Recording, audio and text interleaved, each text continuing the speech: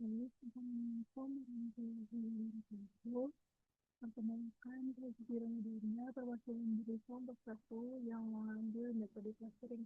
Di sini kelompok kami mengambil metode namanya yaitu DB-Scan dengan kepanjangan Density Based Spatial Clustering of Application with Noise, merupakan algoritma pengelompokan data berdasarkan kepadatan yang dapat mendeteksi outlier. Kemudian dari DB-Scan sendiri memiliki parameter inputnya yaitu bernama epsilon dan minimum points. Nah, epsilon sendiri adalah jarak maksimal antara dua data dalam satu cluster. Kemudian ada minimum points adalah jumlah data minimal dalam jarak epsilon agar terbentuk suatu cluster. Mungkin kita bisa langsung saja untuk tutorial dari RapidMiner menggunakan metode DB-Scan, clustering DB-Scan. Untuk pertama-tama kita akan memasukkan operator reachSV. ReachSV ini fungsinya untuk membaca dataset yang kita gunakan. Kita pertama-tama nyari masukkan terlebih dahulu dataset yang kita gunakan. Untuk datasetnya ini, kemudian kita langsung aja ini di export aja kalau tidak akan kita masukkan untuk analisis. Jadi yang untuk analisis kita pakai 3 variabel yaitu kabupaten atau kota, jumlah peserta didik, dan jumlah ruang kelas. Nah, setelah itu mungkin kita bisa lihat dulu output dari reachSV ini atau dataset yang kita pakai. Kita run saja dan di result seperti ini. Jadi data yang kita gunakan itu ada 154 data yang kita gunakan. Nah, sudah setelah kita menggunakan atau memasukkan data yang kita gunakan atau data kita gunakan, kemudian kita bisa cari operator yaitu namanya normalize atau dinormalisasikan. Jadi sebelum kita menganalisis data yang kita punya, kita harus menormalisasikannya. Kemudian kita langsung tarik aja dan resultnya, dan kita run lagi. Run dan hasilnya seperti ini. Jadi ini data set yang punya kita tadi itu kita normalisasikan karena data sebelumnya masih data mentah, dan seperti ini jadi 0, nah setelah dinormalisasikan kita masukkan kembali lagi operator bernama set roll. Jadi set roll ini gunanya buat apa? Jadi set roll ini kita masukkan aja langsung edit list, dan di sini atribut value yang kita pakai hubungkan dulu ini yaitu itu kabupaten atau kota. Fungsinya buat apa?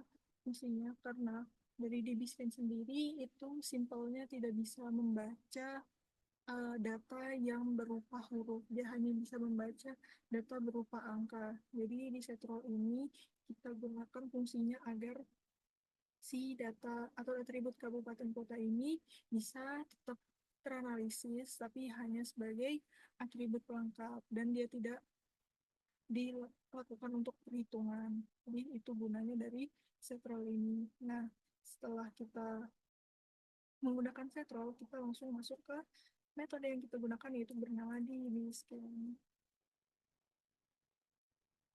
Nah, DB-Scan sendiri ini kita langsung hubungkan saja.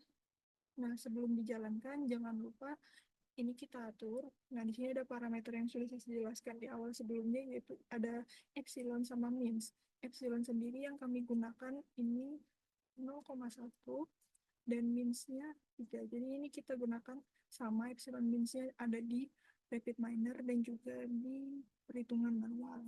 Nah, setelah itu kita jalankan saja. Nah, kemudian, oh ya, ini belum semuanya di outputnya, biar kelihatan hasilnya. Oke, jadi kita run. Nah, di sini didapatkan di scan clustering dari data yang kami gunakan itu terdapat 2 cluster. Kemudian di sini ada example sampel ini biar kabupaten ini variabel kabupaten atau kotanya biar terikut, tapi dia hanya sebagai pelengkap. Kemudian ini ada example clustering atau initial clusteringnya didapatkan seperti ini. Jadi dia ada cluster 0, ada noise, sama cluster 1. Nah, mungkin kita langsung ke visualisasinya saja. Untuk visualisasinya seperti ini. Ini kabupaten kota dengan nilai value kolomnya yaitu dari jumlah ruang kelas sekolah dasar SD yang rusak. Kemudian ada juga bisa diubah jadi value kolom jumlah peserta didik SD yang putus sekolah.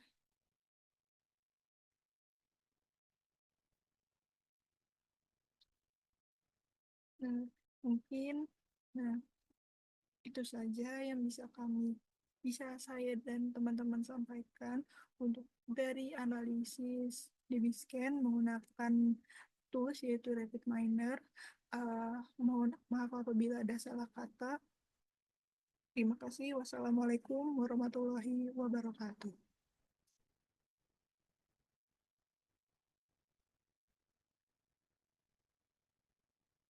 Assalamualaikum warahmatullahi wabarakatuh. Kami dari perwakilan kelompok B1, perkenalkan saya Gia Amanda Putri dan rekan saya. Saya Gina Alia Faras. Di sini kami akan menjelaskan mengenai perhitungan manual untuk tugas besar penggalian data dengan tema pendidikan, dan di sini kami menggunakan metode DBScan atau Density Based Spatial Clustering of Application with Noise. Jadi, untuk langkah pertama di sini kami akan menentukan epsilon dan juga min PTS. Jadi epsilon dan min PTS itu merupakan dua parameter utama yang ada di DBScan. Untuk epsilon itu digunakan untuk menentukan jarak maksimum, sedangkan min PTS itu untuk menentukan jumlah minimum titik. Jadi untuk epsilon kita sudah mencoba beberapa kali dan juga beberapa angka, dan untuk angka yang paling tepat menurut kami yaitu di angka 0,1. Dan untuk min PTS setelah kami baca teorinya, jadi min PTS itu merupakan jumlah variabel ditambah dengan 1. Dan untuk variabel angka di sini kami mempunyai 2 variabel, jadi 2 ditambah 1 merupakan 3. Baik, selanjutnya untuk langkah setelahnya itu yaitu menormalisasi data. Jadi normalisasi data itu sangat penting karena berfungsi untuk menghilangkan pengulangan dan juga menstandarisasi informasi atau data agar dapat bekerja dengan lebih baik. Kemudian untuk normalisasi data ini sebenarnya terdapat beberapa metode, dan di sini kami menggunakan metode min dan max. Jadi untuk contohnya di sini kita mengambil data untuk Aceh Selatan. Jadi data jumlah peserta didik SD putus sekolah di Aceh Selatan itu dikurangi dengan minimum dari seluruh variabel jumlah peserta didik SD putus sekolah, kemudian dibagi dengan seluruh rentang nilai. Selanjutnya untuk normalisasi ruang kelas sama seperti yang sebelumnya, tapi menggunakan variabel jumlah ruang kelas sekolah dasar negeri yang rusak untuk seluruh data di variabel tersebut. Selanjutnya itu masuk ke rumus jarak Euclidean. Jadi jarak Euclidean ini biasanya diterapkan untuk membantu proses klasifikasi atau klasterisasi pada data mining. Jadi untuk contoh perhitungannya, jadi di sini itu kita menggunakan data normalisasi. Jadi data normalisasi Aceh Selatan dikurangi dengan data normalisasi titik yang kita inginkan, kemudian ditambah dengan normalisasi ruang kelas yang rusak dikurangi dengan jarak titik yang kita inginkan juga. Selanjutnya untuk tetangga bisa dijelaskan oleh rekan saya. Baik, selanjutnya masuk ke tetangga data, yang dimana tetangga data di sini bertujuan untuk menunjukkan apakah suatu titik data mempunyai tetangga dalam epsilon 0,1. Jadi, kita ambil contoh pada baris ini, apabila jarak titik yang telah dihitung tadi kurang dari 0,1, maka akan menghasilkan nilai 1, dan jika lebih dari 0,1 akan bernilai 0. Jadi nilai 1 ini menandakan bahwa titik tersebut adalah tetangga, dan nilai 0 menunjukkan bahwa titik tersebut tidak termasuk tetangga. Selanjutnya yaitu menghitung jumlah titik tiap data dari jumlah tetangga yang tadi telah dihitung. Jadi di sini pada kabupaten atau kota Aceh Selatan memiliki 34 tetangga yang dihasilkan dari perjumlahan FG2 sampai LD2. Baik, selanjutnya. Baik, selanjutnya untuk menghitung hasil akhir atau klaster, kita harus menentukan klaster mana yang sekiranya cocok untuk data tersebut. Dan untuk mengetahuinya, kita menggunakan metode elbow. Jadi, metode elbow adalah teknik yang digunakan untuk menentukan jumlah klaster yang optimal dalam analisis clustering.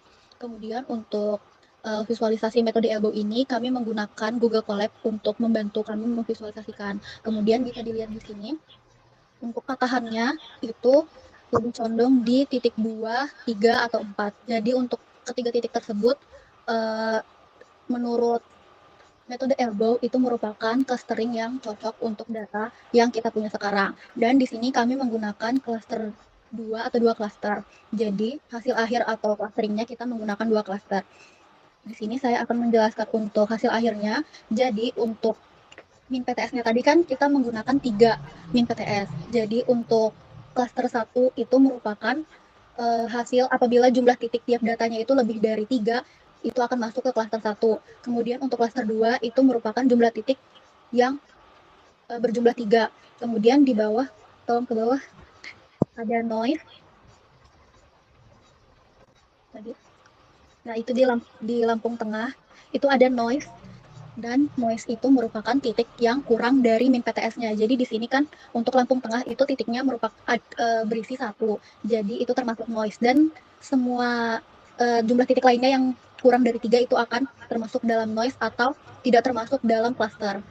Mungkin itu saja untuk tutorial yang kami buat atau penjelasan tentang perhitungan manual dari data kami.